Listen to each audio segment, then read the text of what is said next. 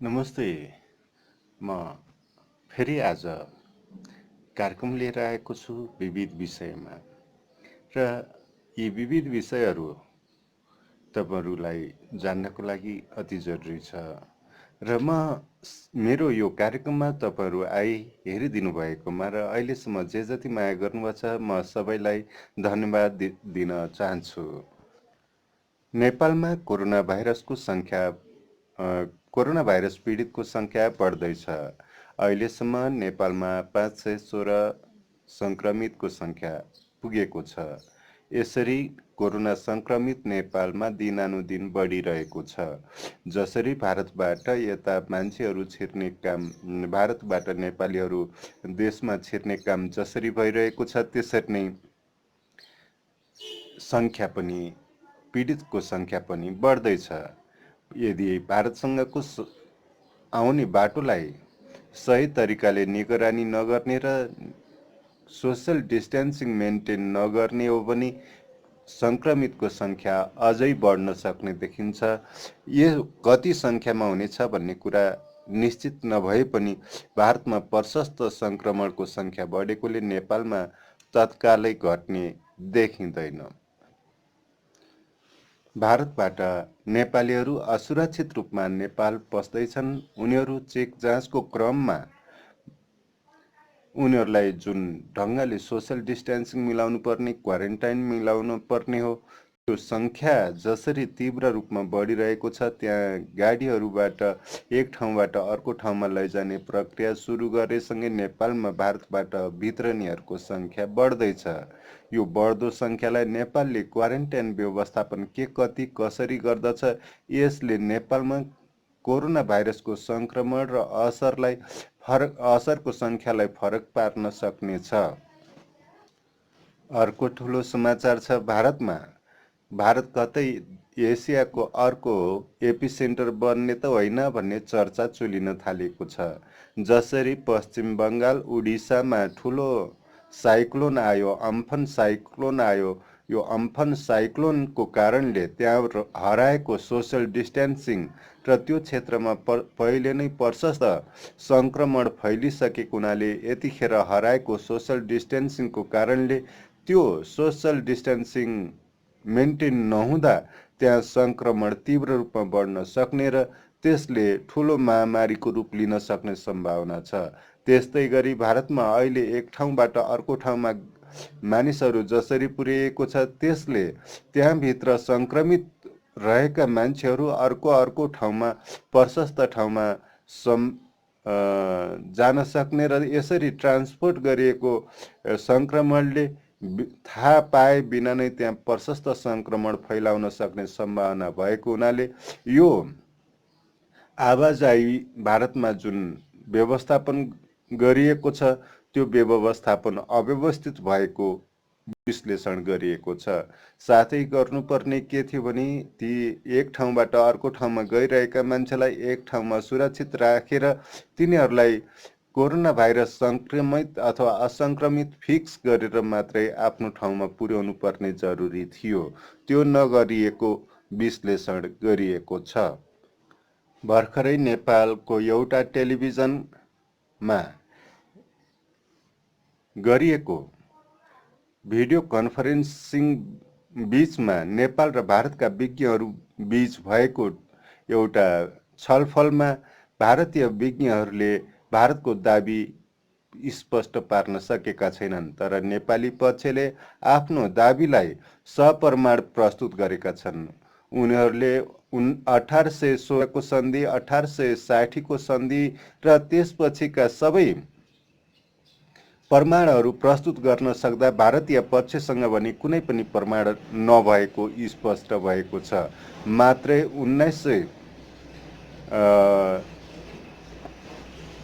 1960मा जुन लडाईँ भएको थियो, 1962मा चीन र भारतबीच लडाईँ भएको थियो, त्यतिखेर मात्रै त्यहाँ सेना रहेको र भारतले दाबी गर्ने ठाउँ भनेको त्यसपछि त्यहाँ बसिरहन दिएको र यहाँबाट कुनै विरोध नआएकोले मौनम स्वीकृति लक्षणम भनेर गरिएको भन्ने मात्रै दाबी पेश गरिएको छ। यो कानुनी तवरले अपुष्ट छ र यो कमजोर दाबीका बीचमा नेपाली दाबी बलियो साबित हुनेछ, जसमा जो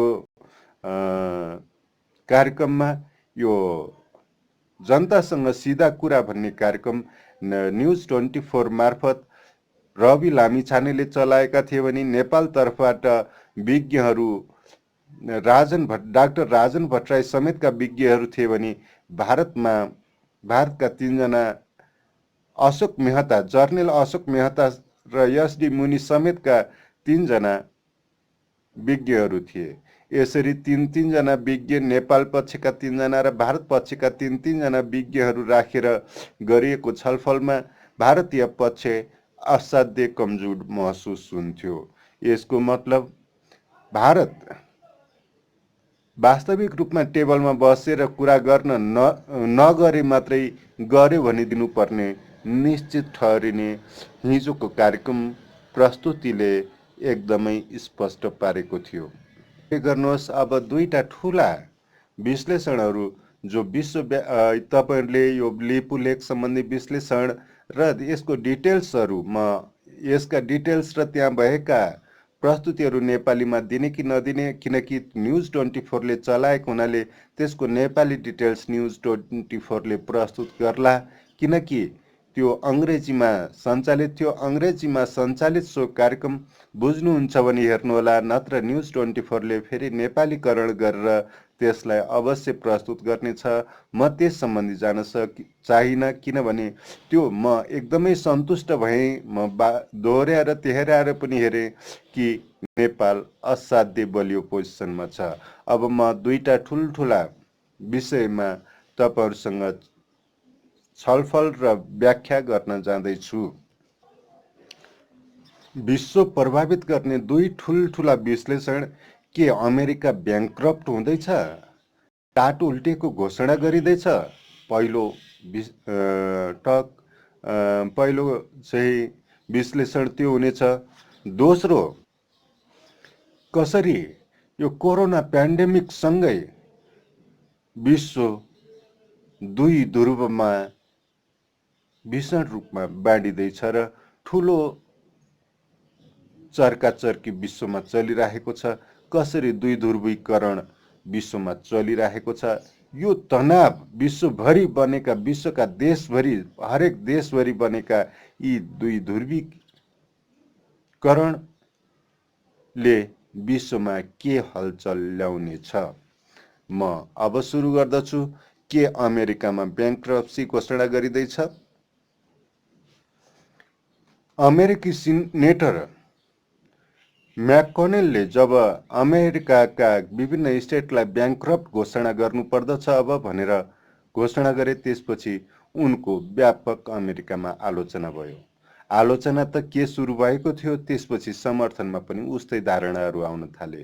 विभिन्न सिनेटरहरूले म्याककनेलले भनेको कुरा ठिक थियो भनेर भन्न थाले। र यसपछिको रहस्य के छ त? अब सुन्नुहोस् विस्तारमा। जसरी प्यान्डेमिकको असर बढेसँगै मान्छेहरू काममा जान नसकेको र तलब पाउन नसकेको तथा आर्थिक गतिविधि केही पनि नभएका कारणले राष्ट्रपति डोनाल्ड ट्रम्पले 2 ट्रिलियन अथवा 20 खर्ब डलरको राहत प्याकेज घोषणा गरे। यसलाई जब घोषणा गरे, यो 2 खर्ब रुपियाँ बजारमा गयो। यस अन्तर्गत 2 खर्ब अन्तर्गत सबै नागरिकहरूलाई $1200 दिने घोषणा गरियो र बच्चाहरूलाई $600 प्रति महिना दिने घोषणा गरियो, किनकि उनीहरू लकडाउनमा छन्, उनीहरूले काम गर्न त्यसले अमेरिकी इकोनोमीमा थप $20 खर्ब डलरको बोझ थप्यो। अर्कोतिर जसरी अहिले त्यहाँ अनइम्प्लोइमेन्ट रेट, बेरोजगारी दर बढिरहेको छ, लगभग 60 अरब अथवा 66 अरब जनताले त्यहाँ अनइम्प्लोइमेन्ट फारम भरिसकेका छन्। यो अनइम्प्लोइमेन्ट फारम भर्न त सकेका छन्, केहीले त भर्न सकेका छन्, केहीले भने सिस्टम ह्याङ भएर उनीहरूले फर्म भर्न सकेका छैनन्। कतिपय राज्यहरूले सिस्टम बिल्डिङ गर्न सकेका छैनन्, सिस्टम अपडेट गर्न सकेका छैनन्। त्यस्तै इन्सुरेन्स कम्पनीहरूले बेरोजगार इन्सुरेन्स गरेका कम्पनीहरूले बेरोजगारी इन्सुरेन्स दिन सकेका छैनन्। कसैले फर्म भर्नै सकेका छैनन् र फर्म भरे पनि प्रतिक्रिया पनि आएको छैन। यसले गर्दा इन्सुरेन्स कम्पनीहरूलाई ठुलो बोझ परेको छ। इन्सुरेन्स कम्पनीहरूले अब अनइम्प्लोइमेन्ट इन्सुरेन्स बापत दिनुपर्ने रकम दिन सक्ने हो कि होइन, उनीहरूले जम्मा गरेको इक्विटीले उनीहरू नै ब्याङ्क्रप्ट हुने हो कि भन्ने अर्को समस्या पनि जन्माएको छ। अनि अमेरिकीहरू के कुराले चिन्तित छन् भने कहाँबाट ल्याएर यो अनइम्प्लोइमेन्ट जुन इन्सुरेन्स थियो त्यो दिनेछ त। यदि अनइम्प्लोइमेन्ट पोलिसी अन्तर्गत, अनइम्प्लोइमेन्ट इन्सुरेन्स पोलिसी अन्तर्गत त्यहाँ रिफन्ड दिइन्छ भने त्यो कम्पनी नै टाटो उल्टिने हुन्छ। जसरी यहाँ सामाजिक सुरक्षा को कानुन बनेको छ, त्यही अनुसार त्यहाँ 1935मा सामाजिक सुरक्षा एक्ट, सोसल प्रोटेक्सन एक्ट अन्तर्गत सबै कामदारहरूको सामाजिक सुरक्षा भर्नुपर्ने नियम थियो। यसरी सामाजिक सुरक्षा इन्सुरेन्स बिमा अन्तर्गत भरिएको रकम राज्य कोषमा जाने गर्छ। राज्य कोषले विभिन्न ठाउँमा लगानी गर्ने गर्छ। यसरी राज्यले त्यस्ता कोषहरू मार्फत आफ्नो इकोनोमी चलाउने गर्दछ। यस्तै कोषहरू, विभिन्न कोषहरू र विभिन्न राष्ट्रिय अन्तर्राष्ट्रिय कोषहरू र क्षेत्रहरूसँग अमेरिकाको पहिले 106%, अहिलेको जीडीपीको अथवा कुल गारस्थ उत्पादनको 106% पहिले नै लोन छ। त्यसरी अब लोन फिर्ता एकातिर 2 खर्ब 20 खर्ब डलर डाइरेक्ट जनतालाई बाँडिरहनु परेको छ भने अर्कोतिर फेरि इन्सुरेन्स कम्पनीहरूलाई पे ब्याक गर्नुपर्दा अमेरिकी इकोनोमीमा ठुलो धक्का लाग्ने स्पष्टै छ। साथै विभिन्न राज्यहरूले आफूसँग पैसै नभएको र अब काम गर्न सक्ने कुनै पनि अवस्था नभएको र फेडरल गभर्मेन्टले अथवा सङ्घीय सरकारले आफूलाई पैसा दिनुपर्ने जनाइरहेका छन्। सबै स्टेटहरू, सबै राज्यहरू त ब्याङ्क्रप्ट भएका छैनन्, धेरै राज्यहरू ब्याङ्क्रप्ट छन्। यसरी ब्याङ्क्रप्ट राज्यहरू हुँदा उनीहरूले कुनै पनि कर उठाउन नपाउँदाखेरिमा कुनै पनि सामाजिक र आर्थिक गतिविधि नचल्दा राज्यले कुनै पनि कर उठाउन पाएको छैन। यसरी कर नउठाइसकेपछि राज्यसँग खर्च मात्रै गर्नुपर्दा पैसा हुने कुरा भएन। यसरी उनीहरूसँग पैसै नभएपछि फेडरल स्टेटसँग पैसा मागेका छन्। फेडरल गभर्मेन्टले पैसा दिन सक्ने कि नसक्ने के सोही अनुसार म्याककनेलले भने अब स्टेट ब्याङ्क्रप्सी घोषणा गरौँ। स्टेट ब्याङ्क्रप्सी घोषणा गरेपछि त्यहाँ स्टेट गभर्मेन्टसँग जुन अरू सेयरहरू, सेयरहरू पब्लिकमा बाँडिएको हुन्छ त्यो फिर्ता गर्नुपर्ने जरुरी हुँदैन। त्यसले जनताको ठुलो लगानी सरकारप्रति गरिरहेको हुन्छ त्यो हराउन पुग्नेछ अथवा त्यो सरकारको हुनेछ। तत्कालको लागि सरकारले दिन सक्दिन भनेर आफूले ब्याङ्क्रप्ट घोषणा गरेपछि जनता त्यो आफ्नो लगानी गुमाउन पुग्नेछन्। यसरी ब्याङ्क्रप्ट घोषणा गर्दाखेरिमा धेरै राज्यहरूले एकसाथ ब्याङ्क्रप्ट घोषणा गर्दाखेरिमा जनताको सरकारप्रतिको अहिलेसम्मको जुन विश्वास थियो, अमेरिकामा जसरी पनि सरकारले जनतालाई पाल्छ, जनताको सम्पत्तिको रक्षा गर्दछ, सुरक्षा गर्दछ भन्ने जुन अमेरिकी विश्वास थियो, जनताको विश्वास थियो, त्यो सदाको लागि गुम्न पुग्नेछ। यदि त्यस्तो भयो भने, नगर्यो भने राज्यले कुनै पनि हालतमा आफ्नो कर्मचारीहरू पनि पाल्न सक्ने छैन र आफ्नो कुनै पनि गतिविधि गर्न सक्ने छैन। यसरी गतिविधिविहीन सरकारले कुनै काम गर्न सक्ने छैन।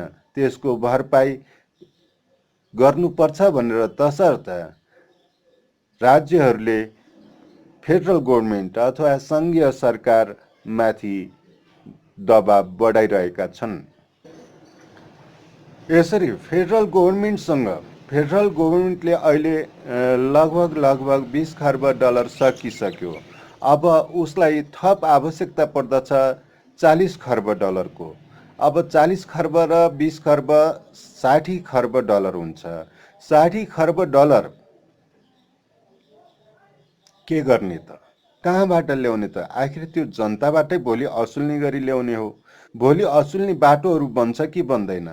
त्यसकारण कतै अमेरिकाले त्यो 60 खर्ब डलर छाप्न त छाप्दैन। यो फेरि बहसको विषय बनेको छ। यो आर्थिक इकोनोमिस्टहरूबीच, अर्थशास्त्रीहरूबीच यो बहस चल्न थालेको छ कि कतै अमेरिकाले 60 खर्ब डलर छाप्नेछ। अब यो अमेरिकाले 60 खर्ब डलर एकैचोटि अहिले छाप्यो भने के हुनेछ त? विश्वमा अमेरिकाको विश्वसनीयता कहाँ पुग्नेछ त? यस विषयमा फेरि अर्को थोरै चर्चा गरौँ। यदि अमेरिकाले 60 खर्ब अहिले डलर छाप्ने हो भने अमेरिकी मुद्राको भाउ 81 घट्न पुग्नेछ। यसले विश्व बजारमा अमेरिकी डलरको जुन एक छत्र राज्य छ, एक छत्र विश्वास छ, त्यो गुमाउन पुग्नेछ। यसले विभिन्न देशहरूलाई ठुलो घाटा पुर्याउनेछ। जस्तो अहिले चीनसँग 40 खर्ब डलर मौजात छ। यो मौजात अहिलेको जुन भ्यालु छ उसले अमेरिकाले 6 ट्रिलियन अथवा 60 खर्ब डलर छापेपछि त्यो मौजातको भाउ घट्नेछ। त्यस्तै युरोपियन देशहरूमा, अफ्रिकामा, नेपालमा, भारतमा र विभिन्न देशहरूमा अमेरिकी डलरको मौजात छ। यसले अमेरिकालाई त सहज हुनेछ कि विश्वमा उसको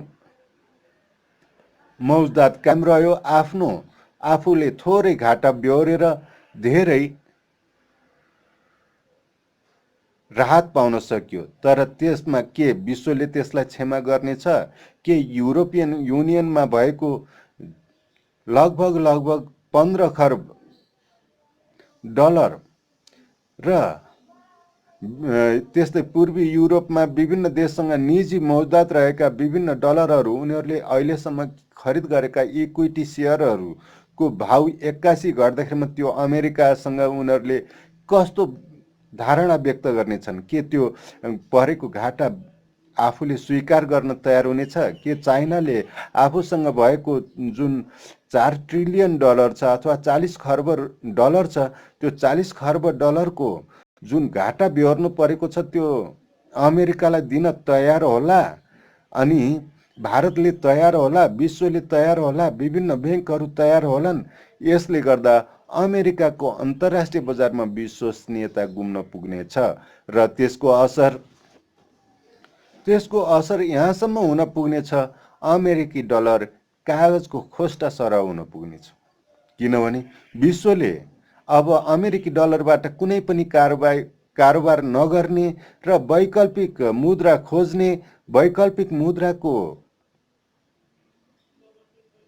कारोबार अगाडि बढाउने हो भने अमेरिकाको डलरको मूल्य विश्वमा अहिले जसरी छरिएको छ अमेरिकी डलर, त्यसको भाउ शून्य हुनेछ। किनकि अमेरिकी भाउ विश्वव्यापी कारोबारमा चलेको हुनाले अमेरिकी डलरको भाउ बनेको छ। जस्तो अमेरिका चाइनासँगै अमेरिकी 40 खर्ब डलर छ। यस्तै अमेरिकासँग भन्दा बढी 60% पैसा अमेरिकामा भन्दा बढी अमेरिकी डलर बाहिर छ। पेट्रोलको खरिद बिक्रीको लागि अथवा विश्वको दुनियाँको जुनसुकै खरिद बिक्रीको लागि, कुनै पनि व्यापारको लागि अमेरिकी डलरको प्रयोग हुने गर्दछ। यदि अमेरिकाले त्यो 60 खर्ब डलर बिना इक्विलिब्रियम नमिलाइकन छाप्यो भने अमेरिकी डलर माथि विश्वको विश्वसनीयता गुम्न पुग्नेछ, जसले अमेरिकी डलरलाई नै घाटा पुर्याउनेछ।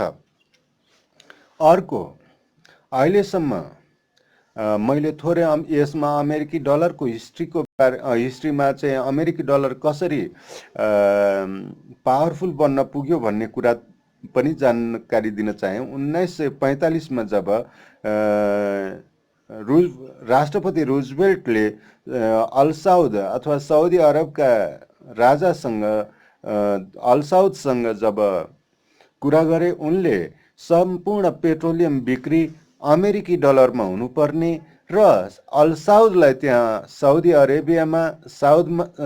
अरेबियामा सुरक्षित राख्ने अमेरिकाले जिम्मा लिने र साउदी अरबले डलरमा पेट्रोल बेच्नुपर्ने जुन सम्झौता भयो, त्यसले गर्दाखेरिमा सम्पूर्ण तेल विश्व बजारमा डलरमा कारोबार हुने भएपछि अमेरिकी डलर एकाएक मजबुत हुन पुग्यो। यसरी पेट्रोल डलर बनेको अमेरिकी डलरसँग अमेरिकाभित्रै रहेको 20,000 टन सुनले ब्याकअप गरिरहेको थियो। यो 20,000 टन सुनले ब्याकअप गरेको जुन डलर छ, त्यसलाई पेट्रोलले पनि ब्याकअप दिएपछि अमेरिकी डलर विश्व बजारमा विश्वसनीय पैसा बन्न पुग्यो, मुद्रा बन्न पुग्यो। यसरी विश्वसनीय मुद्रा बनेपछि 1945 में विश्व अर्थतन्त्रमा अमेरिकी प्रभाव जसरी बढ्दै गएको थियो, सम्पूर्ण देशहरूले अन्तर्राष्ट्रिय मुद्राको रूपमा डलरलाई प्रयोग गर्ने स्वीकार गरे। जब 1970 अथवा 70 को दशकमा रिचर्ड निक्सनले जब सुनबाट र पेट्रोलबाट अलग गरेर डलरलाई विश्वव्यापी कारोबारका आधारमा यसको मूल्य निर्धारण गर्ने गरेर सप्लाई एन्ड डिमान्डको आधारमा अमेरिकी डलरलाई जब स्वतन्त्र गरेपछि विश्व बजारमा यसले व्यापक रूप लिन पुग्यो। यसरी व्यापक रूप लिन पुगेपछि अहिले सम्पूर्ण जो कसैको विश्वव्यापी ठुला धनाढ्यहरूको अथवा साना देशहरूको सबैको विश्वव्यापी मूल्याङ्कन, मुद्रा मूल्याङ्कन अथवा सम्पत्ति मूल्याङ्कन डलरमा हुने गरेको छ। यसरी एकाएक मुद्रा छापिसकेपछि 81 हुने अमेरिकी डलरको मूल्य परिवर्तनले अमेरिकालाई विश्वसनीय बनाउने छैन। हुन सक्छ केही देशहरूले यसलाई स्वीकार गर्नेछन्, तर त्यहाँ ठुलो चुनौती पेश हुनेछ। स्वीकार गरे पनि त्यो सम्भवतः विश्व समुदायले त्यसलाई अस्वीकार गर्नेछ। के त्यो रिस्क अमेरिकाले उठाउला? अब यो प्रसङ्ग यति नै छोडौँ। समय सन्दर्भमा यसका थप विश्लेषणहरू म आगामी कार्यक्रमहरूमा गर्दै रहनेछु। अब म अर्को विषयतर्फ लाग्दैछु, हेर्दै रहनुहोला। म आगामी कार्यक्रममा यदि अमेरिकाले पैसा छापेको खण्डमा अमेरिका अर्थतन्त्र र विश्वको अर्थतन्त्रमा पार्ने प्रभाव, नेपालमा पार्ने प्रभाव पनि विश्लेषण आगामी कार्यक्रममा गर्नेछु। कृपया यो कार्यक्रमलाई म फेरि दोहोऱ्याउँछु कि लाइक सब्सक्राइब गर्न अवश्य नबिर्सनुहोला र घन्टी बटन थिच्नुहोला। मन परे नपरे जे भए पनि कमेन्ट आफ्नो हालिदिन नबिर्सनुहोला। अब म अर्को विषयमा तुरुन्तै विश्व यो पेन्डेमिकसँगै, यो महामारीसँगै, विश्वव्यापी महामारीसँगै विश्व दुई ध्रुवमा तीव्र रूपमा अगाडि बढिरहेका छन्। एउटा ध्रुवको नेतृत्व गरिरहेको छ अमेरिका र नेटो कन्ट्रीहरूले, अर्को ध्रुवको नेतृत्व गरिरहेको छ रसिया र चीनले। यी दुईटा ध्रुवहरू अमेरिकी र युरोपियन पावरको रूपमा, युरेसियन पावरको रूपमा उदीयमान छन्। रसिया एउटा शक्तिशाली सैन्य ताकत हो, लिडर हो। उसको सैन्य लिडरसिप अथवा जुन सैन्य सामग्रीहरूको लिडरसिप छ, विश्वमा चुनौतीदार छ। यस्तै अमेरिका आर्थिक महाशक्ति पनि हो भने र सुरक्षा महाशक्ति पनि हो, रक्षा महाशक्ति पनि हो। यिनीहरूसँग भएका हतियारहरू दुनियाँमा कहीँ पनि छैन। चीन आर्थिक महाशक्ति हो र योसँग पनि प्रशस्त हतियारहरू छ। रुस र चीनको बराबरी होइन, तर यो ठुलो महाशक्ति हो, सुरक्षा महाशक्ति नै हो। अब अमेरिका र चीन दक्षिण चीन सागरमा ठूलो प्रतिस्पर्धा गर्दैछन्। अमेरिका यहाँ आफ्नो उपस्थिति मजबुत गर्न चाहन्छ, चीनलाई आफ्नै एरियामा कन्टेन गर्न चाहन्छ, सीमित गर्न चाहन्छ, यहीँ हराउन चाहन्छ। त्यसर्थ उसले दक्षिण कोरियामा आफ्नो सेना राखेको छ, जापानमा आफ्नो सेना राखेको छ, फिलिपिन्समा आफ्नो सेना राखेको छ, ताइवानसँग उसको सामरिक सम्बन्ध छ। भलै राष्ट्रसङ्घको सदस्य होइन, ताइवान अमेरिकाको समर्थन प्राप्त गरिरहेको छ। अमेरिकालाई बारम्बार कुनै पनि सम्बन्ध नराख्नको लागि चीनले एक चीन नीति मान्नको लागि आह्वान गरिरहेको छ। यो जब माओ त्से-तुङले कम्युनिस्ट पार्टीको माध्यमबाट चीनमाथि कब्जा गरे, त्यसपछि त्यतिखेरको चीन सरकार ताइवानमा सीमित हुन पुगेको थियो र डिफ्याक्टो रुलर मुख्य रुलर माओ त्से-तुङ बने र त्यसपछि सानो भूभागमा सीमित भएको च्याङ काई-सेक सरकार अहिले ताइवानमा कुमिन्ताङ पार्टी र अर्को पार्टी, दुईटा पार्टी गरेर त्यहाँ प्रतिस्पर्धा गरिरहेका छन्। अहिलेकी राष्ट्रपतिले अमेरिकी समर्थन हासिल गर्नेतर्फ बढी उद्यत छन्। हुन त त्यहाँ चीनको समर्थन लिएर चीनसँग नजिक हुनुपर्छ भन्ने पनि छन् तर ताइवानकी अहिलेकी राष्ट्रपति अमेरिकासँग सम्बन्ध मजबुत गराउन चाहन्छन्। यस्तै उसले जब अमेरिकालाई आफ्नो सामरिक क्षेत्रमा दक्षिण चीन सागरमा अमेरिकी प्रभावलाई कम बनाउन चीनले जसरी प्रयत्न गरिरहेको छ, त्यसमा केही देशहरू, भियतनाम आदि देशहरूले त्यसको विरोध गरेर अमेरिकालाई बोलाइरहेका छन्। यसलाई चीनले अमेरिकालाई आफ्नो दक्षिण चीन सागरमा अमेरिकालाई छेक्न चाहन्छ। यस्तै चीनको जब तिब्बत मामिलामा तिब्बतका दलाइ लामा भारतमा आए, तिब्बतको निश्चित भूभाग तराई यो भारतमा रहन पुगेको छ। यसबीचमा यसैसँग यो जुन चाहिँ अहिलेको अरुणाचलमा रहेको तवाङ एरिया तिब्बतको भूभाग थियो। यसरी उत्तर भारतमा चीनको बोर्डर डिस्प्युट छ भारतसँग। यस्तै भारतलाई कन्टेन गर्नको लागि चीनले बङ्गलादेश, श्रीलङ्का, मालदिभ्स, मरिसस आदि देशहरूमा आफ्नो प्रभाव बढाउँदै लगेको छ। हुन त पावरफुल देशहरूले अथवा कुनै पनि देशले आफ्नो सम्बन्ध विस्तार, सुमधुर विस्तार र आफ्नो रक्षा विस्तार होस् भनेर एउटा व्यक्तिले पनि भन्छ, एउटा बच्चाले पनि भन्छ र एउटा देशले पनि भन्छ, जस्तो नेपालले पनि भन्ने हो। यदि क्षमताले पुगेसम्म आफ्नो विस्तार गर्न चाहन्छ, त्यो भारतले पनि चाहन्छ। तर चीनको त्यहाँ उपस्थिति भारतको लागि असहनीय भइरहेको छ। यसले भारतले अमेरिकासँग सम्बन्ध मजबुत गराइरहेको छ। एकातिर यो यतातिरको डिस्प्युट भयो भने अर्को रसियाले आर्कटिक क्षेत्रमा भएको ठुलो जुन मिनरल्स छ, खनिज पदार्थ छ, त्यो आफ्नो सैन्य अखाडा त्यहाँ लामो समयदेखि राखेको छ। त्यो ठुलो मिनरल्स कब्जा गर्नुपर्छ भनेर डोनाल्ड ट्रम्पले त्यो क्षेत्रमा हतियार जहाजहरू पठाउने गरेका छन्। त्यहाँ बाल्टिक क्षेत्रमा एकातिर, अर्कोतिर आर्कटिक क्षेत्रमा रसिया र अमेरिका बीच तनाव बढ्दो छ।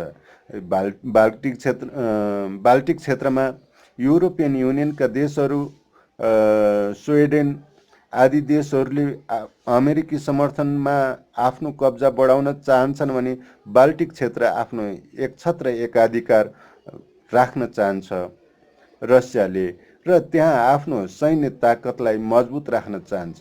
यसले गर्दा बाल्टिक क्षेत्रमा र आर्कटिक क्षेत्रमा रसिया र अमेरिका बीच ठुलो सैन्य तनाव छ। एकातिर साउथ चाइना सीमा अमेरिका र चीनको तनाव, अर्कोतिर बाल्टिक र आर्कटिक क्षेत्रमा रुसी र अमेरिकी तनाव। त्यसैबीचमा अर्को युद्ध बनिरहेको छ। साउदी अरब र रसिया बीच तेल युद्ध चलिरहेको छ। यिनीहरूले पेन्डेमिकको बेलामा जसरी तेलको खपत घटिरहेको छ, त्यही बेलामा यी दुवै देशले आफ्नो उत्पादन बढाइरहेका छन्। यसरी उत्पादन बढिरहेको तेलको स्टोरेज कहाँ त? अब विश्वभरि विभिन्न देशहरूसँग भएका जुन डिपोहरू छन्, उनीहरूले जुन सुरक्षण गरेर राख्न सक्ने खुबी थियो, त्यो अब सबै ट्याङ्कहरू भरिँदैछन्, ट्याङ्कीहरू भरिँदैछन्। अब 20-25 दिनमै सबै ट्याङ्कीहरू भरिनेछन्। अमेरिका अर्को आफू तेलमा आत्मनिर्भर भएँ भनेर जुन लगानी गरेको थियो, अहिले जुन नेगेटिभ प्राइस छ, $6-7 प्रति ब्यारल छ, त्यसले अमेरिकी कम्पनीहरू आफूलाई टाट उल्टेको घोषणा गर्न मात्रै बाँकी छ।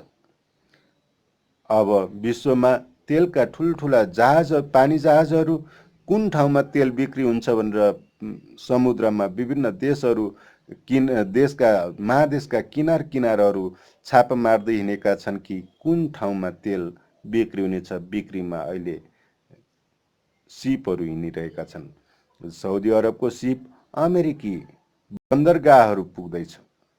यसैबीचमा यसरी जसरी कम्पिटिसन साउदी अरबले रुससँग गर्न पुग्दाखेरिमा र आफ्नो तेल उद्योग धराशायी हुँदा डोनाल्ड ट्रम्प साउदी अरबसँग सम्बन्ध तोड्ने स्थितिमा पुगेका छन्। किनकि यही बेलामा नै यत्रो कम्पिटिसन गरेर अमेरिकी इकोनोमी ध्वस्त पार्न चाहे। के रसियाले त्यो थ्याक्न सक्नेछ? रसियाको आफ्नो स्ट्राटेजी होला। रसियासँग हतियार बेचेर पनि पैसा कमाउँछ र अरू ढङ्गको पनि ठुलो इकोनोमी छ। तर साउदी अरबको पनि तेल बेच्ने हो। त्यहाँको मान्छे साँच्चै भनौँ भने तेल बेच्छन्, भत्ता खान्छन्, बिहे गर्छन्, जन्माउँछन् र ठुलो आर्थिक अर्को विकल्पहरू अहिलेसम्म नसोचेको अवस्था भनेको साउदी अरबको अवस्था हो। त्यस्तो युएई बरु विश्व बजार कब्जा गरेको छ, बरु सस्तो ढङ्गले आफूलाई म्यानेज गरेको छ। यो कतारले, यस्तै अरू देशले व्यवस्थापन गर्नेतर्फ सोचेका छन्। तर साउदी अरब पनि अहिले जुन प्रोजेक्टहरू अन्य ढङ्गले पनि स्ट्रङ हुनुपर्छ भनेर जुन प्रोजेक्टहरू लन्च गरेको थियो र ती प्रोजेक्टहरू सबै आधा अधुरै रहन सक्ने त होइन, त्यो शङ्का गरिएको छ। जसरी चीन पेन्डेमिकबाट मुक्त भएर आफ्नो आर्थिक गतिविधिलाई किक स्टार्ट गरेर आफ्नो एक्सेलरेसन लिँदैछ, त्यो एक्सेलरेसनसँगै ल्याटिन अमेरिका र दक्षिण अमेरिकातिर चीनले आफ्नो व्यापारिक प्रभुत्व बढाइरहेको छ। त्यस्तै अफ्रिका क्षेत्र पनि अहिले युरोपपछि विभिन्न अल्पविकसित देशहरू, ल्याटिन अमेरिका र अफ्रिका अहिले यो पेन्डेमिकको एपिसेन्टर बन्दैछन्। अमेरिका, दक्षिण अमेरिका र अफ्रिका यसरी पेन्डेमिकको एपिसेन्टर बन्दैछ। ब्राजिल अर्को खतरनाक एपिसेन्टरको रूपमा विकास हुँदैछ। अहिले विश्वमा दोस्रो प्रभावित देश ब्राजिल बन्दैछ। यसले अहिले विश्वमा अमेरिकासँग त पैसा छैन, अब पैसा भएको देश कुन हो त भन्दाखेरिमा चाइना। अहिले विश्व चाइनासँग पैसा माग्दैछ कि मलाई यति सहयोग गर, मलाई यति सहयोग गर भनेर। विभिन्न देशहरू चीनसँग हात थाप्न गइरहेका छन्। चीनले कतिलाई कसरी सहयोग गर्नेछ त? एकातिर हतियारको एउटा माध्यम, हतियारको धनी देशहरू रसिया र अमेरिका हुनु भने यतातिर आर्थिक धनी देश चाइना हो। चाइनाले कति देशलाई पैसा दिएर सक्नेछ त? कतिलाई दिन पर्नेछ त? र त्यो पैसा उसले विभिन्न सहयोगहरू बाँड्दाखेरिमा त्योसँग के लाभ हुन सक्नेछ? यसरी बाँडिएको विश्व र धराशायी अर्थतन्त्र अमेरिका र युरोप बीचमा अब के कस्ता असर रहनेछन्, यसको थप व्याख्या म फेरि अर्को कार्यक्रममा गर्नेछु। हस्त, धन्यवाद। कृपया यो कार्यक्रम म फेरि अनुरोध गर्दछु, लाइक सब्सक्राइब गर्न अवश्य नबिर्सनुहोला र अरू कार्यक्रमहरू पनि अपडेट तुरुन्त पाइहाल्नको लागि सबैभन्दा पहिला मेरो कार्यक्रम पाउनको लागि त्यहाँ घन्टी बटन पनि थिच्नुहोला र कुनै आफ्नो मन परेको नपरेको कमेन्ट गर्नको लागि कमेन्ट बक्समा आफ्नो कमेन्ट हाल्न अवश्य नभुल्नुहोला। हस्त धन्यवाद, नमस्ते, धेरै धेरै धन्यवाद यस कार्यक्रममा उपस्थित भएकोमा। अरू कार्यक्रमहरूमा पनि सँगै हुनेछु। हस्त।